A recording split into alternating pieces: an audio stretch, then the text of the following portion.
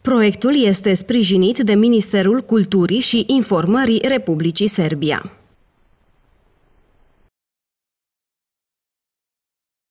Doamnelor și domnilor, bună seara! Foarte aproape de Vârșeț se află unul dintre cele mai vechi sate românești despre care s-au scris cărți și care a trecut prin mai multe schimbări, așa cum au trecut și celelalte sate din împrejur. Și pentru a face o introducere cât mai frumoasă în povestea Nicolințului, mă voi folosi de introducerea din teza de doctorat a doamnei Eufrozina Greoneanț. Spune: dacă drumul te duce pe relația Timișoara-Vârșeț-Belgrad, nu poți ca în imensitatea acestei câmpii, fără început și fără de sfârșit, să nu deslușești la orizont cele 3 turnuri ale bisericii din Nicolinț. Ele îți spun că aici se află una dintre cele mai frumoase biserici în stil bizantin din această parte a Banatului, că aici berzele încă mai știu să-și împletească cuiburile pe coșuri de case părăsite, că numai aici viile din dealul Dâlmei își au istoria lor și că viața a dus spre nemurire oameni, trăiri și evenimente. Vă mulțumesc pentru această introducere. Eu chiar mă bucur pentru că această introducere o folosesc de fiecare dată când am ocazia să vorbesc despre satul meu natal. Stimați telespectatori, după cum vedeți în studioul nostru sunt 2 invitați, părintele Andrei Turcoane, fostul paroh al Bisericii Ortodoxe Române din Nicolinț, și doamna Eufrozina Greoneanț, care nu de mult și-a luat doctoratul în filologie. Da. Un exemplu de urmat, doamna Eufrozina? Păi, cred că ar fi un exemplu pentru că la un moment dat au intervenit în niște evenimente care m-au făcut să mă pun pe gânduri și să mă întreb dacă ceea ce am făcut până în prezent este suficient sau am nevoie de ceva în plus. Astfel am ajuns la Timișoara, unde de altfel am absolvit Facultatea de Filologie acum destui ani și îndrumată de doamna doctor profesor Otilia Hedeșan, am realizat o lucrare foarte importantă, o lucrare axată pe cercetare, pe viața tradițională, pe toate fragmentele unei vieți care, din multe puncte de vedere, aparțin doar trecutului. Este vorba de tradiție și memorie familială și realizând această lucrare am intrat într-un domeniu care pentru mine a fost oarecum închis. Nu am avut acces la astfel de activități, pentru că lucrarea a fost bazată doar pe cercetare etnologică. Și chiar de aceea sunteți în emisiunea noastră, pentru că ne puteți spune cât mai multe date referitoare la Nicolinț. Da. Dumneavoastră aveți o experiență duhovnicească aparte și în același timp cunoașteți foarte bine structura satului Nicolinț, știți care au fost transformările prin care a trecut Nicolințul ca sat și, bineînțeles, cunoașteți mentalitatea, pentru că fiecare localitate are mentalitatea sa. Într-o perioadă, nu aș zice scurtă, de 6 ani de zile, din 2006 până în 2012, dumneavoastră ați plecat în America, unde ați făcut foarte multe lucruri pentru credincioși români. Cum ne-ați descrie această experiență duhovnicească din America? Experiența din America este cu totul diferită de ceea ce a fost aici și este aici. Pentru că acolo, fiind oraș mare, biserici românești avem 11, dar la biserica la care Dumnezeu m-a pus să fiu paroh la Sfântul Nicolae. Am avut fericirea să cunosc niște oameni minunați, pe Dumnezeu să-l odihnească Arhimanditul Vasile Vasilache, actualul episcop al Canadei, Ioan Casian de Vicina, și pe mitropolitul Nicolae a celor două Americi, care au slujit cu dragoste și ne-am înțeles asupra tuturor lucrurilor care trebuiau să le facem. Doar numai să amintesc că biserica mea de la New York a construit o mănăstire în statul New York la vreo 250 de kilometri distanță, care la ora actuală este terminată și este mândria românilor de acolo. Fără să primim de unde bani, doar credincioșii înoriașii de la biserica mea au suportat toate cheltuielile. Credeți dumneavoastră că biserica devine o punte mult mai importantă pentru credincioși atunci când își părăsesc locul unde au trăit? Nu numai că devine, ci și este. Pentru că ei, plecând de acasă, au plecat cu sentimentul acela că sunt creștini. Și fiecare își poartă în suflet biserica din satul natal. Și acolo, într-o lume unde sunt, de exemplu, New York, 10-15 milioane de locuri, te simți sigur. Doar la biserică îți vezi familia.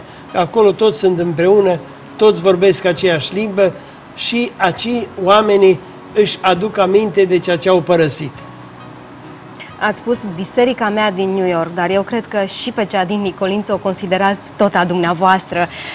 În primul rând, cea de Nicolință este biserica mea, pentru că în satul Nicolință m-am născut în urmă cu 72 de ani, acolo am fost paroc 37 de ani și acolo mi-am petrecut copilăria și tinerețea și, evident, vârsta major a vieții. Dar Nicolințul nu poți să-l uiți niciodată, pentru că aici pe străzile alea, cum erau ele, prăfuite, ne-am jucat, am crescut, școala în care am mers 8 ani cu învățătorii care ne-au fost, biserica la care am mers de mici, rămâne mereu în inimă și nu poți niciodată să spui că ai uitat-o sau că nu mai vrei să vorbești despre ea. Am spus că Nicolințul este una dintre cele mai vechi localități românești. Haideți și să o dovedim, pentru că aveți foarte multe documente care ne vorbesc despre acest fapt. Când s-a înființat localitatea Nicolinț și de unde au venit primii locuitori? Localitatea este, după datele care le-am găsit, la 1404 sunt primele documente atestate. A fost înființată de un oarecare Nicolae, fiul lui Petru de Macedonia, care la 1404 a înființat Nicolințul ca Temeș Micloș și Sân Mihaiu ca Sân Mihai. Și acum doamna Efrozină să spună despre migrările care au venit, oamenii, de unde au venit. Vedeți, cercetările legate de lucrare m-au dus în România la grădinari. Fosta localitate, o localitate care pe timpuri purta numele de Cacova. Astfel că, vrând nevrând, trebuia să ajung la documente legate de trecutul și apariția acestei localități. Printr-un document semnat de Curtea de la Viena, în anul 1744, 40 de familii din Cacova s-au deplasat pe actuala așezare a Nicolințului, puțin mai jos, într-o parte mai mlăștinoasă. Despre acest document și această situație vorbește și profesorul Ilieșiu în caiete, cunoscutele caiete care se află la muzeul din Timișoara și argumentează această plecare a celor 40 de familii pe motiv de așezare suprapopulată și apariția unei foamete. Adică, în căutarea unui trai mai bun, s-au deplasat pe așezarea Nicolințului. Ulterior, pe parcursul anilor, așezarea s-a strămutat pe vatra actualei localități și tot legat de aceste momente sunt foarte importante datele legate de prima biserică din Bârne, cea de-a doua biserică, despre actuala biserică, părintele poate să ne povestească, despre primele întruniri, prima formă de cultură tot în biserică a început, pentru ca pe parcursul anilor să primească altă conotație și altă formă. Când s-a construit prima biserică ortodoxă română la Nicolinți? Prima care este cunoscută a fost la 1778. Fiind mic, avea doar 15 metri cu 10 metri, dar ce au făcut străbunii noștri? Au construit biserica aceasta mare, dar trebuia lăsată să rămână aceea dovada existenței. Din păcate, când au vrut să construiască, preotul paroh Antonie Popovici, care a fost la Nicolinți 56 de ani preot, a trimis la Caransebeș planul cum doreau să construiască biserică. O biserică baroc ca toate celelalte. Dar episcopul de atunci, primul patriarh al României, Miron Cristi, a spus nu de voie, nu de binecuvântare, ci să construiască o biserică românească, tradițională, ca să fie văzută din trenuri când trece trenul. Și s-a pus la biserică, așa scrie documentul, s-a pus la cale să construiască această biserică. Din 1911 până în 1913 a fost terminată. Catapeteasma și iconostasul au fost la 1924-25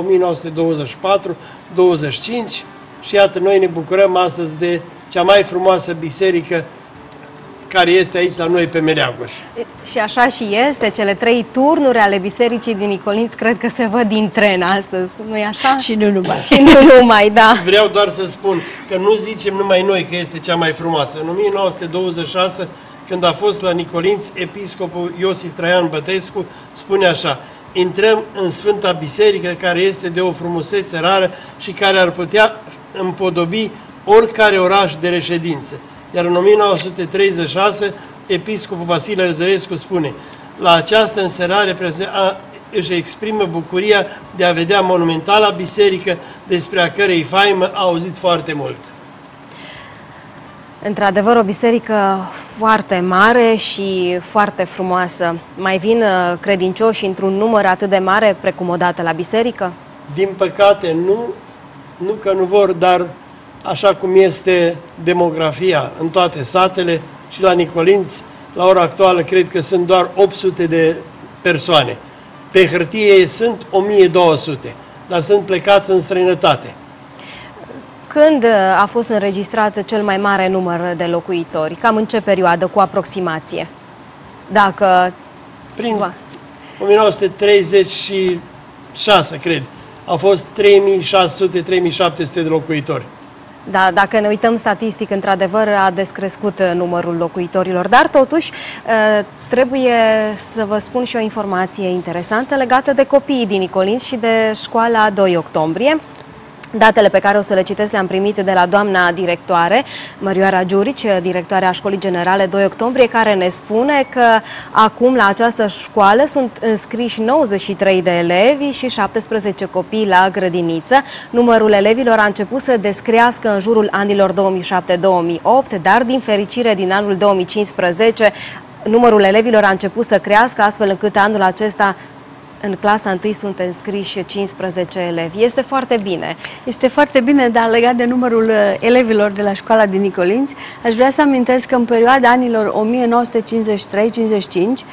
la școala din Nicolinți au fost peste 280 de copii. Clasele 1 fiind chiar două clase paralele. Este mult mai altfel astăzi, dar oricum noi sperăm să ne îndreptăm pozitiv și spre anul care vine și să fie tot mai mulți copii, pentru că și viitorul unui sat în marea parte depinde de numărul de copii care vin, de viitoarele generații. Cât de mult vi se pare, dacă vorbim de copilărie și trecut, cât de mult vi se pare că s-a schimbat Nicolințul de când dumneavoastră erați mică? Evident că s-au schimbat foarte, foarte mult.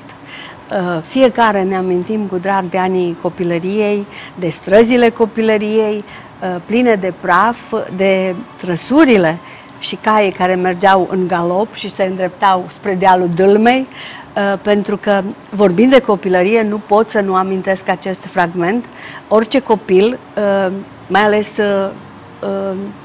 în perioada generațiile mult mai în vârstă, deci perioada părinților mei, perioada bunicilor mei aveau o importanță deosebită și pe ulterior, dar în perioada respectivă copilul își trăia adevărata copilărie alături de bunicii și străbunicii la viile din dealul Dâlmei. Este o adevărată poveste legată de istoria viilor de pe dealul Dâlmei, pentru că odată întorși acasă și terminând cele 4 clase de școală elementară, pentru că în perioada respectivă atâtea erau, tinerii, fetele și băieții, erau deja implicați în viața de familie și pregătiți pentru marele pas, logodnă și căsătorie, care cu toții știm că în perioada respectivă s-au făcut foarte, foarte timpuriu. Generațiile mele își amintesc de un Nicolinț al jocului din mijlocul satului, eu încă l-am mai prins, a bucuriilor legate de Crăciun, de Paști, de sărbările școlare, o imagine într-un fel feerică pentru noi, dar care cu timpul se pierde. Dar totuși cred că mireasma sărbătorilor încă trăiește mult mai bine la sat. Se simt sărbătorile mult mai puternic la sat. Nu știu de ce. Eu pur și simplu trăiesc cu această imagine că acolo este, fiind un cerc mai restrâns de oameni, oamenii cunoscându-se mai bine, cred că totuși sărbătoarea își primește adevărata importanță. Apropo de importanța sărbătorilor, cred că Părintele Andrei are un rol decisiv când este vorba de Crăciun, pentru că dumnealui a inițiat mersul cu colinda prin sat, așa este, Părinte? N-am inițiat, eu doar am reluat ce a fost în trecut. Când părinții noștri îmblau prin sat cu steaua, cu obicei cum a fost, noi eram copii. Atunci a venit perioada tristă, a fost interzis și eu doar am reluat ceea ce a fost. Deci s-a reinventat ce a fost. Da, copiii s-au bucurat foarte mult. Nu suspectez. Și să știți că această tradiție persistă și în prezent, se păstrează. Sărbătoarea ajunul Crăciunului este o minune, în sat se aud clinchete de clopoței și colinde. Nicolințul a avut dintotdeauna și o tradiție culturală foarte bogată. Când au apărut primii vestitori ai culturii la Nicolinț? Cu ce s-a început? De unde s-a luat startul? Startul a fost la sfârșitul veacului trecut. Așa scrie în foaia diecezană din anul 1890. Atunci, reuniunea de cântări din Nicolinț a prezentat la birtul lui Bauer din Alibunar un spectacol și un program de cântări. Ulterior, o importanță deosebită au avut-o pe parcursul anilor învățătorii contractuali care au venit în satele românești prin anii 1934-35. Concret la Nicolinț, un rol deosebit l-a avut Petru Potoceanu și învățătoarea Maria German. De ce Petru Potoceanu? Pentru că dumnealui a înființat primul cor din Nicolinț, care pe parcurs s-a extins. Ulterior a apărut fanfara prin anii 1926, când s-a făcut o colectă de porumb prin sat. Cu banii adunați s-au cumpărat instrumente din Ceoslovacia, iar între timp au apărut și câte un taraf de lăutari. Unii dintre ei chiar fiind instruiți de cunoscutul Durain din Petrovaselă. Locul acestui tarafelor a fost preluat de Orchestra de Muzică Populară, odată cu înființarea Căminului Cultural și mai ales cu venirea lui Ionel Corneanu la Nicolinț. în perioada respectivă și domnul Ionel Corneanu, efectiv, o viață întreagă, până la pensionare, a îndeplinit funcția de director al Căminului Cultural. Ar trebui ore în șir să vorbim despre tot ce s-a realizat în această perioadă, despre orchestra de muzică populară cunoscută, formația de dansatori, cor, soliștii vocali, soliștii instrumentiști, despre festivalurile la care au participat, despre premiile obținute. Și nu doar atât, domnul Ionel Corneanu a înființat de mai multe ori, într-o anumită perioadă de timp, orchestre de copii.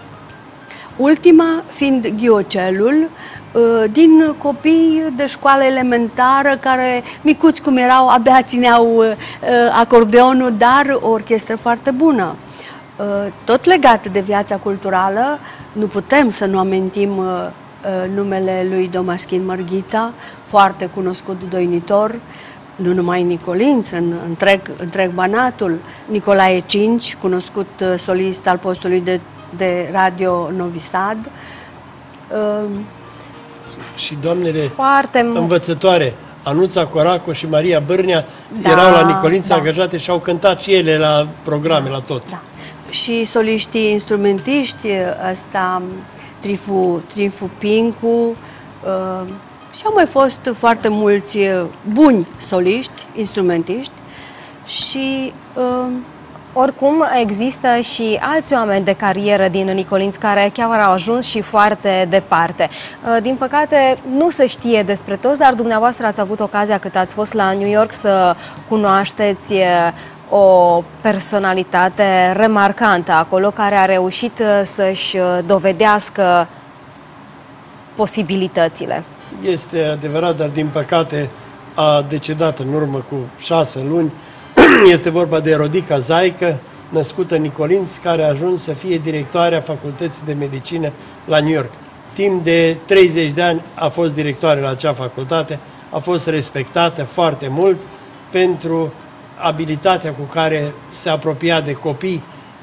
Ea a terminat psihologia și atunci a știut cum, vă dați seama că acolo, fiind un oraș cosmopolit cu popoare din toată lumea, a știut cum pe toți să-i aducă să fie una, să nu se simtă cineva mai jignit sau mai sus sau mai jos. Da. Legat de personalitățile Nicolințului, eu aș adăuga încă câteva nume. Este vorba de Lia Magda, de fapt Lia Magdu. Da. Profesoară la Catedra de Limba Română din Novi Sad, născută la Nicolinț, fiica preotului Ciobanu. Fiica preotului Ciobanu, domnul Gheorghe Bosioc, născut la Nicolinț, un adevărat fiu al Nicolințului, ziarist și care a înființat efectiv Cupa Libertății sau a stat în spatele acestor jocuri care se păstrează până în prezent. Mai amintim Silvia Pincu, care și-a făcut o carieră internațională în teatru. Pincu, care a jucat la Nicolinț, chiar lucrarea de diplomă a fost rolul domnișoarei Iulia din spectacolul cu același nume, jucat și montat la Nicolinț, regia fiind semnată de Branislav Guzina. Și aș mai aminti-o, bineînțeles, pe doamna Iconia Kuzma-Jivanovici, care a fost învățătoare la Nicolinț, a făcut parte din teatru profesionist din Vârșeț și care a pus pe picioare viața teatrală din această localitate. Cum era pe atunci? Cum se aduna lumea și care au fost aspirațiile artiștilor de la Nicolinț? De câte nopți de suspans și emoție dinaintea unui spectacol vă aduceți aminte? Păi, știți cum, eu nu am fost direct implicată în povestea spectacolului. Dar v-ați implicat mai târziu și m-am implicat mai târziu, dar am avut un actor în casă, astfel că toate trăirile actorilor de acolo, succesele lor, problemele, impedimentele de care s-au lovit, le-am trăit și eu. Dar despre viața actoricească din Nicolinț, avem multe de vorbit. De ce spectacol vă aduceți aminte din trecut? Eu, personal, de domnișoara, de Ivona, principesa Burgundiei, de Witold Gombrowicz, regizată de Iulian Ursulescu, într-o perioadă de 3 luni cât au fost pregătirile pentru acest spectacol. Domnul Iulian a fost în casa noastră, astfel că orice mișcare și orice lucru legat de scenografie am contribuit. Trece foarte repede timpul. Nu spune din modestie, dar eu trebuie să spun.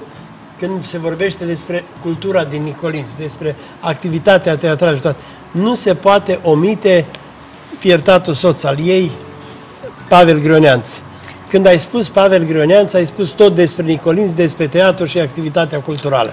Și alături de numele lui Pavel trebuie să amintim pe Liviu Stefan, pe Crâsta, pe...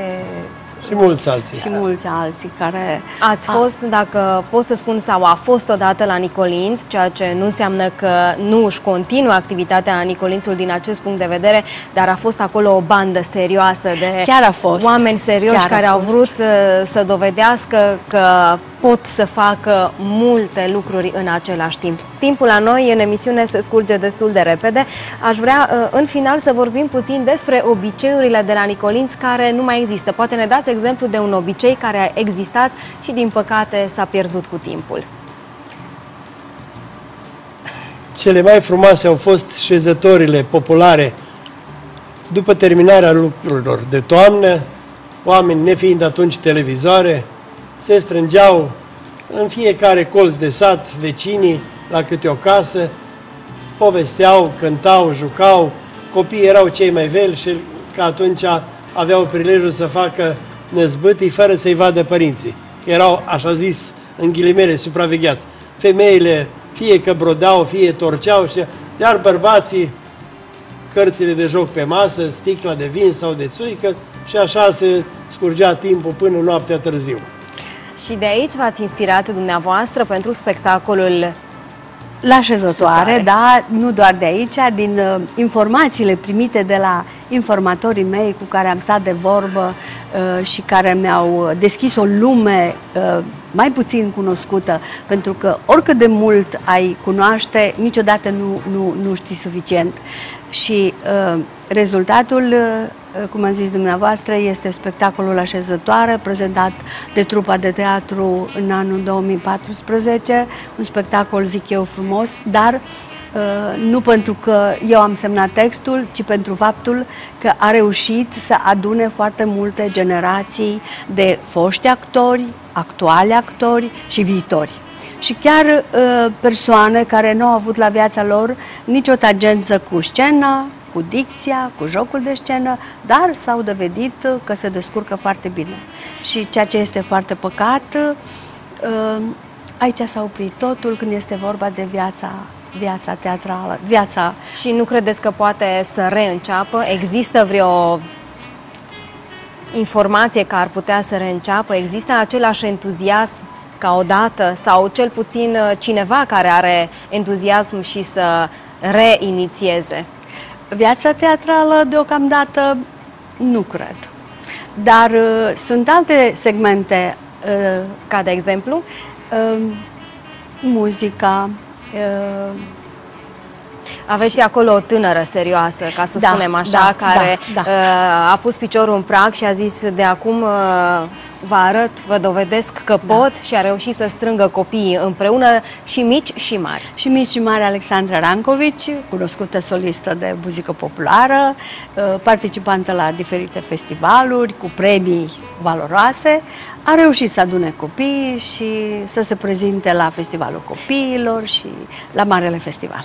Și de aici eu cred că totuși mai există persoane care apar la timpul potrivit, care vor reuși să reînvie anumite segmente care poate au amorțit puțin în timp. Și de final, o întâmplare care v-a inspirat în spectacolul La Șezătoare.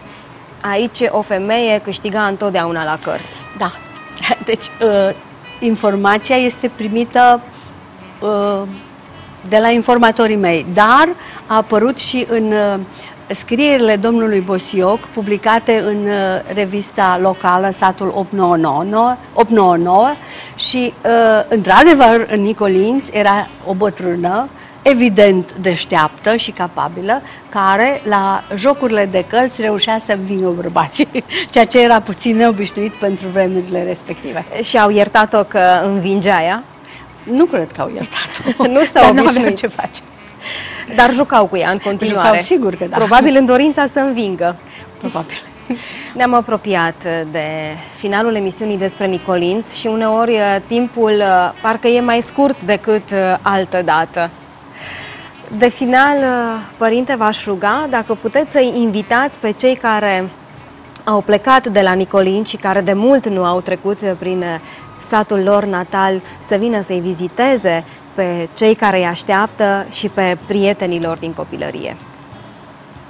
Cu plăcere pot face aceasta, dar din păcate cei ce au plecat de mult sunt morți, iar copiilor lor foarte puțin mai știu despre Nicolinț, au viețile lor, au terminat foarte mulți din ei facultățile, angajați, s-au răspândit în diferite părți ale Americii, unii sunt în Australia, în Canada și doar acum că cu viața aceasta modernă, Skype-ul, se văd, am rămas uimit de o bătrână de Nicolinț care s-a întors de New York acasă și o întreb, ce-ți face feciorul?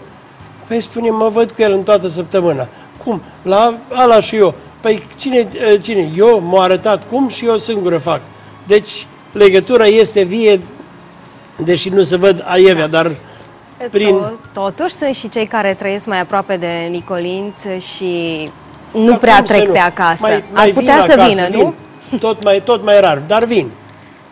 Noi sperăm că după această emisiune, că le-am trezit dorul de vremurile deodată, de prăjiturile care se fac duminica și să treacă pe acasă. Vă mulțumesc foarte mult pentru timpul acordat și pentru că ați acceptat invitația pentru a veni la noi. Stimați telespectatori, ne oprim aici. Vă mulțumim pentru atenția acordată. Cu bine!